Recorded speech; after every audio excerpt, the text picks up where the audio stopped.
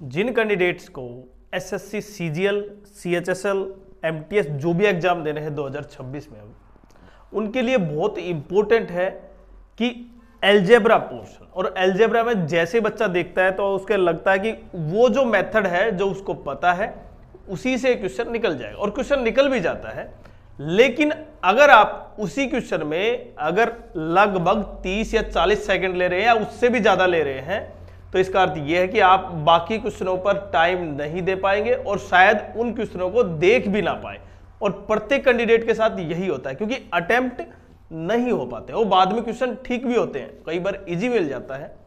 तो इसीलिए उस तरह अगर आप क्वेश्चन को करेंगे तो आपको बहुत ज्यादा समय लगेगा। इसलिए एक ट्रिक प्रत्येक क्वेश्चन में, प्रत्येक एग्जाम में, देखिए ये क्वेश्चन एग्जाम सीएचएसएल 2023 में आया हुआ है और यहां पर दे रखा है x power 4 1/x power 4 equal to 194, और मुझे क्या निकालना है भाई, x cube plus 1/x cube plus x plus 1 plus 1/x। अब जैसे ये क्वेश्चन देखा, आप क्या करेंगे, आप फॉर्मूला यूज करेंगे, मतलब a cube minus b cube formula, clear, वो निकालेंगे। हो सकता है a cube plus b minus b cube minus 3ab into a minus b लगाकर करें कुछ बच्चे, या कुछ और भी तरीके से कर सकते हैं। लेकिन इसका सबसे शॉर्ट तरीका क्या होगा, अगर ये a cube plus 1/x cube मतलब a cube plus b cube है, तो इसमें से a प्लस b तो बिल्कुल होगा, तो दोनों में जब a प्लस b है, ये भी a प्लस b है, तो कॉमन तो जरूर आएगा। इसका मतलब x प्लस 1/x कॉमन आ गया। अंदर क्या बचा, जब a क्यूब और b क्यूब का फॉर्मूला आपको पता है, पहले ये देखिए x प्लस 1/x क्या है। जब मेरे पास x की पावर 4 प्लस 1/x की पावर 4 194 है, तो जब इसकी value x square plus 1/x square निकालनी होगी तो ये क्या हो जाएगी 196। ये तो डायरेक्ट कैंडिडेट को पता होना चाहिए। अगर आप यहां तक डायरेक्ट नहीं पहुंच पा रहे तो इसका अर्थ ये है कि आपको कॉन्सेप्ट क्लियर है बट बहुत जल्दी नहीं समझ पा रहे, और इसको करने का तरीका ये है, लेकिन मैं डायरेक्ट कर रहा हूं यहां पर।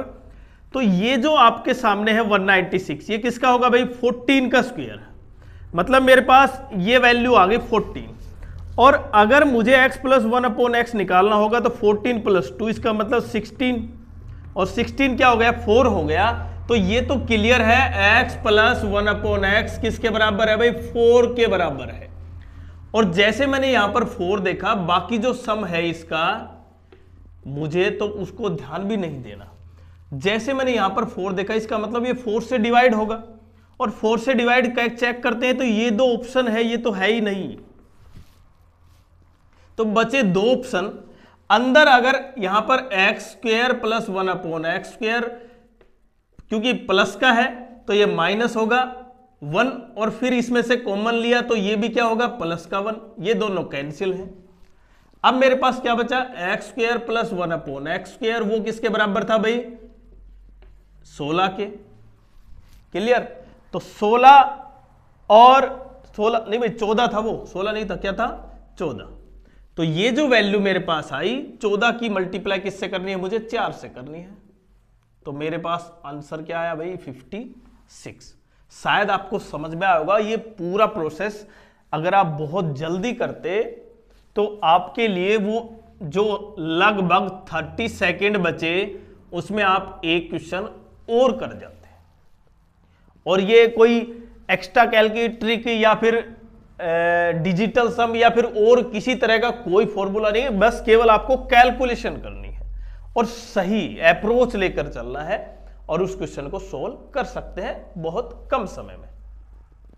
और ये एग्जाम जो भी करवा रहा हूं मैं अब यहां पर, वो सारे पेपर में आए हुए हैं। नेक्स्ट देखते हैं। अब क्वेश्चन क्या है दूसरा, p plus 1/p equal to m/2, और ये क्वेश्चन आया हुआ है भाई CHSL एग्जाम में।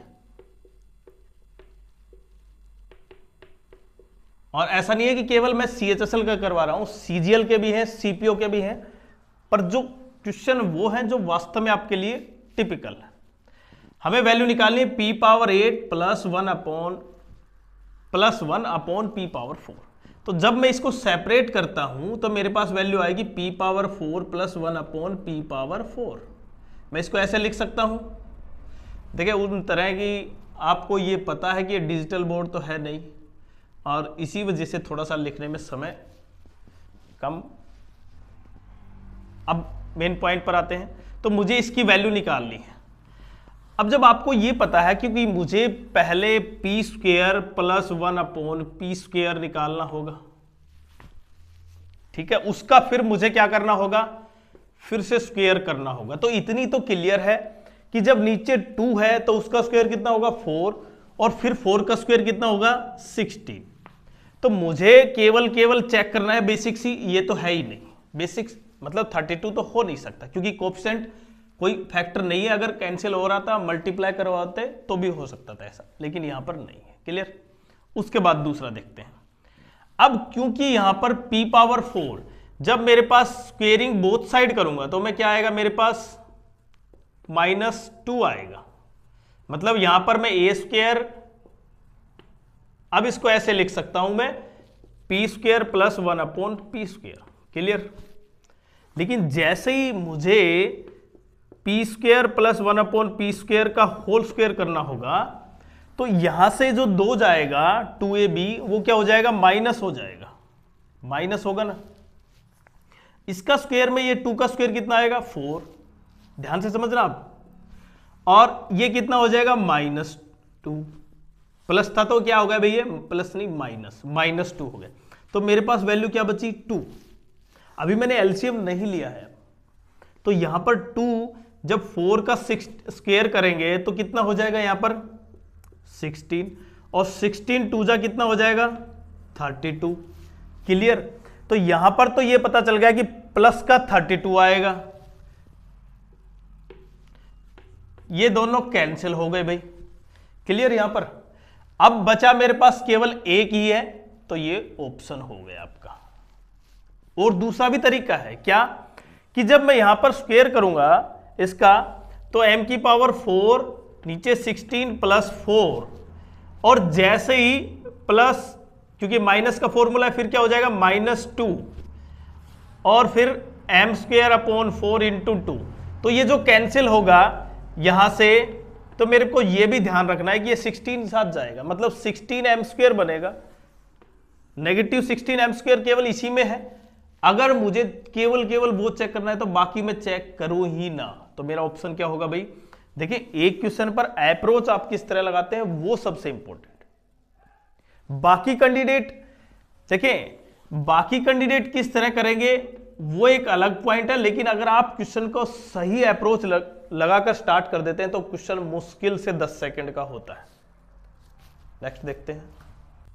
अब देखें क्वेश्चन नंबर 3 और 4 बिल्कुल सेम है, बट थोड़ा सा डिफरेंट वैल्यू है। यहां पर देखें कि x power 4 plus 1 upon x power 4 किसके बराबर है 1154, और मुझे वैल्यू किसकी निकालनी है x plus 1 upon x cube की वैल्यू निकालनी है।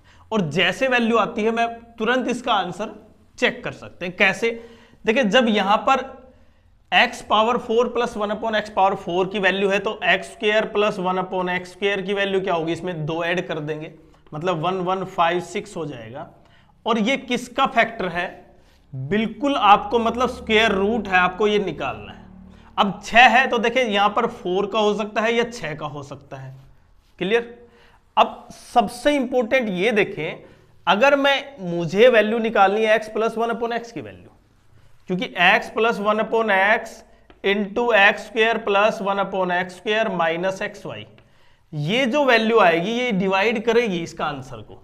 अब ये वैल्यू किसकी है, ये 36, ठीक है, ये 34 की वैल्यू है भाई, 36 की नहीं 34 की वैल्यू है स्क्वायर रूट। और अगर मैं उसमें फिर से ऐड करता हूं 36 और 36 का स्क्वायर रूट कितना होगा 6, मतलब ये 6 से डिवाइड होना चाहिए। तो देखिए 6 से डिवाइड इनमें से ये भी नहीं होगा, ये भी नहीं होगा, ये भी नहीं होगा, तो केवल मेरा आंसर डायरेक्ट 198, ये एसएससी सीजीएल में आया हुआ है क्वेश्चन। तो अगर आप पूरा क्वेश्चन सोल्व करने जाएंगे तो इसका मतलब उसमें टाइम लगेगा, तो आपको वो ट्रिक अपनानी होगी जिसमें बहुत कम समय लगे। नेक्स्ट क्वेश्चन ये है, जैसे यहां पर कि मेरे पास वही फॉर्मूला है, बट आपको थोड़ा सा चेक करना है। जब मुझे यहां पर 2 निकालना है, मतलब मैं इसमें 2 ऐड कर देता हूं, तो मेरे पास 14161 हो गया। क्लियर? अब ये किसका स्क्वायर रूट है? क्योंकि यहां पर डिजिट कितने हैं? 5, तो कितनी संख्या होगी? 3 डिजिट की संख्या होगी। क्लियर? अभी मेरे को नहीं पता क्या है, और 3 डिजिट में जो भी होगा फिर मैं 2 ऐड करूंगा।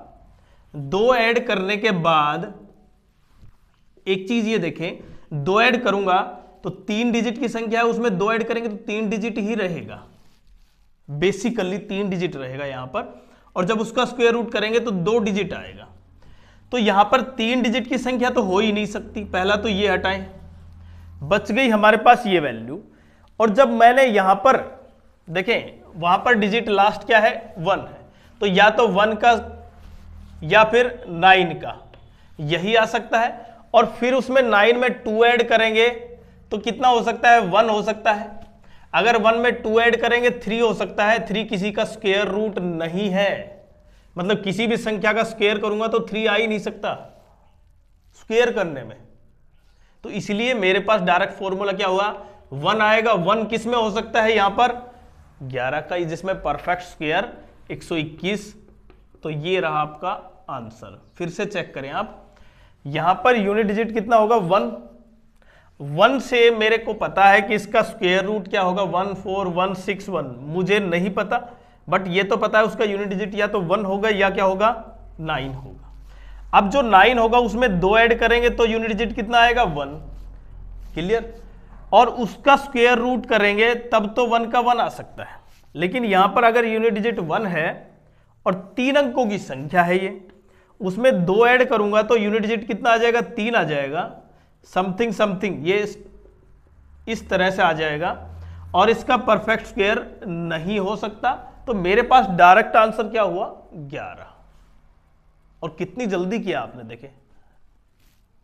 और देखते हैं। अब नेक्स्ट क्वेश्चन है, मुझे वैल्यू निकालनी है 1/a + 1/b की, और ये सीजीएल में आया हुआ क्वेश्चन है। और जबकि कंडीशन ये दे रखी है a⁴ b⁴ plus a² b² 273 और a² + b² - ab = 21।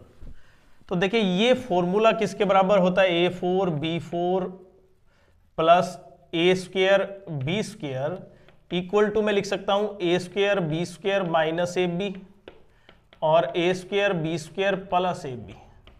तो ये डिवाइड होना चाहिए इससे, बिल्कुल -ab से डिवाइड होना चाहिए। मतलब मैं 273 डिवाइड बाय 21 करते हैं तो देखिए 21 21 3 63, मतलब 13। यहां पर किसकी वैल्यू आ गई? ये आ गई। और इसकी वैल्यू मेरे पास 21 है। तो डायरेक्टली आपको, अगर मैं दोनों को ऐड कर दूं तो डायरेक्ट मेरे पास a² b² की वैल्यू कितनी हो जाएगी? दोनों को ऐड करेंगे 21 और 13 26, क्योंकि a² b² plus ab a² b² - ab दोनों को ऐड करेंगे, ये कैंसिल हो गए, मतलब 2 कॉमन ले लेंगे। तो इसका मतलब 13 और 21 कितना हो गया? 34 का 2 डिवाइड करेंगे तो 17। a² b² 17 आया। मुझे तो वैल्यू किसकी निकालनी है? a + b/ab। और यहां पर क्लियरली आप देख पाएंगे कि ab की वैल्यू मेरे पास आ गई, तो आधा क्वेश्चन मेरे पास सोल्व हो गया। यहां पर अगर मेरे पास a + b + c की वैल्यू कितनी है? 21 है। a² b² - ab की, अगर ये 21 है तो इसमें से 17 गए तो -ab कितना बच गया भाई? -4। क्लियर? प्लस का 4, तो ab की वैल्यू कितनी होगी? -4। मतलब मेरा आंसर नेगेटिव आएगा। क्लियर? यहां तक तो समझ में आया होगा आपको। a + b का स्क्वायर निकालना था ना, तो ये वैल्यू कितनी आई भाई? a + b, यहां पर a² + b² + 2ab, ab की वैल्यू 8, 4 माइनस के 8 हो गए, और a² b² कितने हैं? 17, 17 में से 8 गए तो 9, 9 का कितना आ गया? 3, प्लस माइनस के 3 हो सकते हैं। अब प्लस माइनस का 3 और नीचे कितने हो गए? 4। अगर मैं प्लस करता हूं तो माइनस का 3/4, अगर मैं माइनस करता हूं तो प्लस का 3/4। तो यहां पे प्लस का 3/4 तो है ही नहीं, तो मेरे पास डायरेक्ट आंसर कितना आ गया? माइनस का 3/4। नेक्स्ट में देखें, क्योंकि ये मेरे पास प्रॉपर्टी a + b + c का होल स्क्वायर, और फिर माइनस ए माइनस बी माइनस सी का होल स्क्वायर। जब स्क्वायर तो तीनों कैंसिल हो जाएंगे, इसके भी स्क्वायर इसके भी स्क्वायर, क्लियर, क्योंकि तीनों सेम कंपोनेंट है। लेकिन यहां पर बचेगा किसका, ये माइनस का क्या हो गया 2ab, माइनस का 2bc और फिर प्लस का 2ca, और यहां पर माइनस का 2ab जिस तरह ये था, प्लस का 2bc और फिर माइनस का 2ca। अब बाहर माइनस है तो ये किसका होगा प्लस, ये माइनस और ये प्लस, तो ऑटोमेटिकली वैल्यू केवल कितनी हुई हमारे पास कैंसिल, 2 वैल्यू कैंसिल हुई। देखो कौन कौन सी वैल्यू कैंसिल हुई, 2ab माइनस का, माइनस से प्लस हुआ, 2bc प्लस का था वो माइनस हो गया, 2ca ये नेगेटिव था ये पॉजिटिव हो गया। और यहां पर वैल्यू किसकी है देख सकते हैं आप, ये नेगेटिव और ये पॉजिटिव, और जबकि यहां पर क्या हो गया, ये नेगेटिव पहले, फिर ये पॉजिटिव और फिर ये नेगेटिव। अब सिंबल चेंज करेंगे तो ये पॉजिटिव, ये नेगेटिव और ये पॉजिटिव, तो ये दोनों हमारे पास कैंसिल हो गए। मेरे पास ये टर्म बची माइनस का 4bc और प्लस का 4ca, मतलब 4 तो आएगा, 4 कौन सा है 4, और एक सिंबल मतलब x y z, तो ये हो गया y और ये z, माइनस का 4yz चेक कर सकते हैं आप, माइनस का 4yz कौन सा है, यही है, वो भी हो सकता है ये भी देखें भाई और वो होगा मेरे पास 4zx,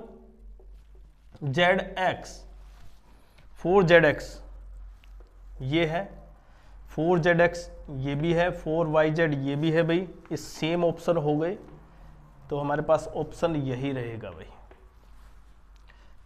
तो नेक्स्ट वीडियो कंप्लीट आपके लिए कि एक ट्रेलर था, उसके बाद कंप्लीट जितने भी अलजेब्रा के क्वेश्चन आए हैं पिछले 4 या 5 सालों में एसएससी सीजीएल सीएचएसएल वो सब के लिए लेके आएंगे।